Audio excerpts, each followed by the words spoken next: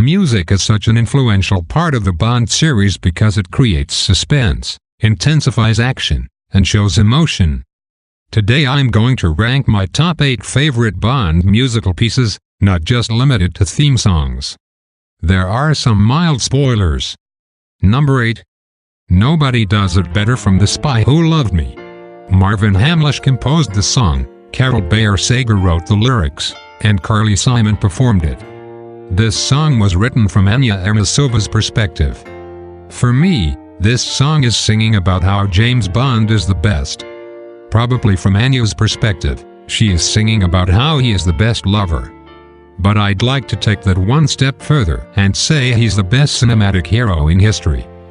To date, 24 films have been made about his character.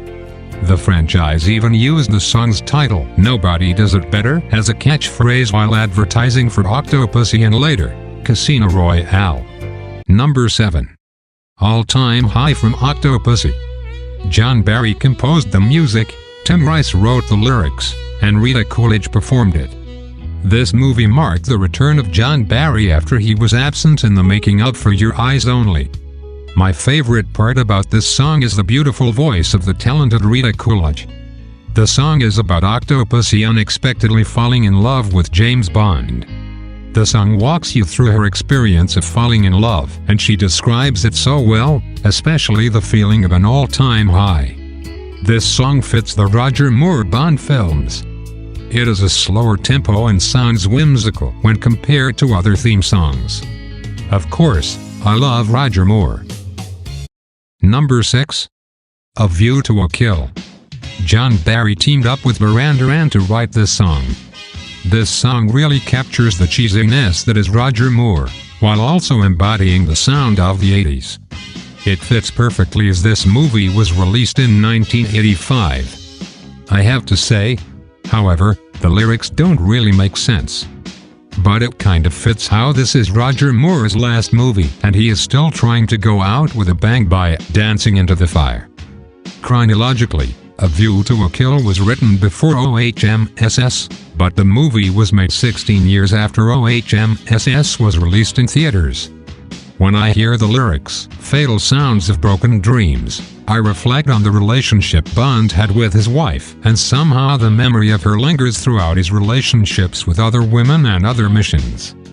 I like the rock style of this song. It is upbeat and easy to listen to, preparing you for an exciting film. Number 5. Goldfinger.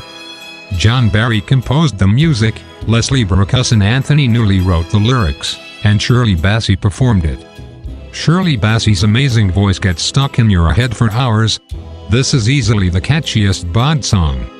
I like that snippets of the James Bond theme song can be heard throughout this piece. The lyrics describe Goldfinger, his manipulative ways with women, and his love for only gold. He sounds like a womanizing badass. Shirley Bassey's wide range and powerful voice create anticipation for this movie's main villain.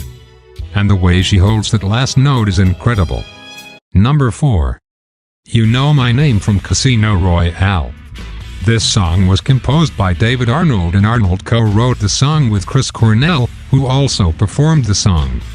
I love the way that the title of the song, You Know My Name, not only touches on one of the most important identifiable components of the series, when Bond introduces himself with Bond, James Bond, but also foreshadows Craig's Bond saying it for the first time at the end of this movie. This is unique because it seems like it is written from Bond's perspective, warning his enemies of his deadly intentions in this game of espionage. This song sounds like a spy theme song, which works to get you on the edge of your seat for this thrilling movie. And I also like that it sounds gritty and edgy, just like Craig's Bond. Number 3. On Her Majesty's Secret Service. John Barry composed this song. Without a single lyric, this song establishes a dramatic tone for the movie. This energizing song is one of my favorite John Barry pieces, because it shows how much he can do with instruments alone. He is able to create excitement and suck you into the James Bond world by the end of the opening titles. The fast-paced and well-orchestrated instrumental captures the high-stakes, action-packed character of James Bond. Number 2. We have all the time in the world from On Her Majesty's Secret Service. John Barry composed the music, Hal David wrote the lyrics, and Louis Armstrong performed it.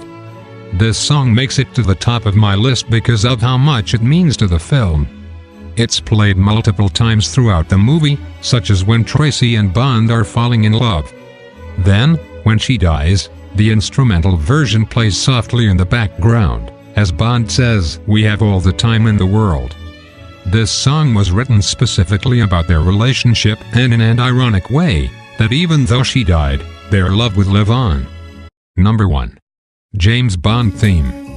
Although John Barry is probably the most well-known James Bond composer, this iconic instrumental was actually written by Monty Norman.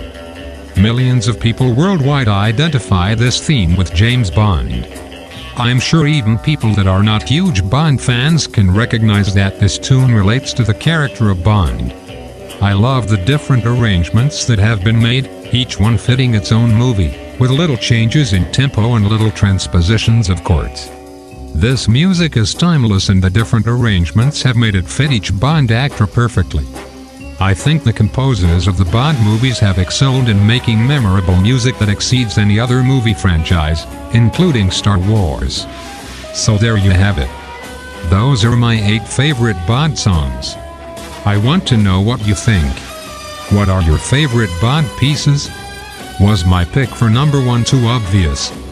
Do you think that Bond music is better than Star Wars music? Leave a comment below and let me know.